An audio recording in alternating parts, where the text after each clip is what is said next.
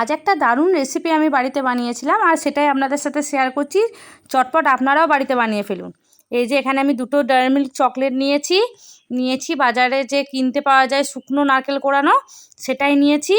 আর নিয়েছি মিল্কমেড বা মিঠাই মেড। এখানে আমি হাফ কাপের মতো নারকেল কোড়া নিয়েছি আর দিচ্ছি 1/4 মিল্কমেড। মানে আপনারা যা নারকেল ব্যবহার করবেন তার 1/4 দেবেন মিল্কমেড।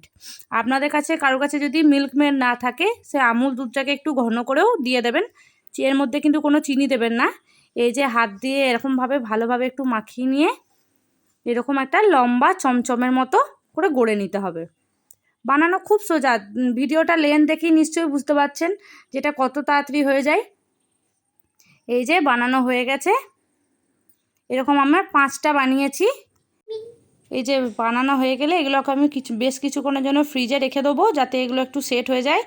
আর এখানে ড্রাই মিল্কগুলো নিয়ে নিচ্ছি একটা তড়কা প্যানের মধ্যে, গ্যাসে একটু গরম করে পাতলা করে নেবো যাতে এটা দিয়ে আমি কোটিং করতে পারি, চকলেটের একটা কোট করে নিতে পারি।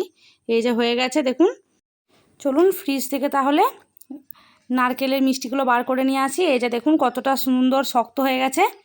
এর ওপর থেকে এরপরে চকলেটের যে মিশ্রণটা করে রেখেছি এটা দিয়ে একটু কোট করে নিতে হবে। এই যে এইভাবে সব মিষ্টিগুলোর উপর মাখিয়ে নিয়ে আবারও একবার ফ্রিজের মধ্যে রেখে দিতে হবে। আমি ওভারনাইট রেখে দিয়েছিলাম, আপনারা 1 ঘন্টা মতো রাখবেন তাহলেই হয়ে যাবে। খেতে কিন্তু দারুণ হয়েছিল, অবশ্যই কিন্তু বাড়িতে একবার বানিয়ে দেখবেন। টাটা।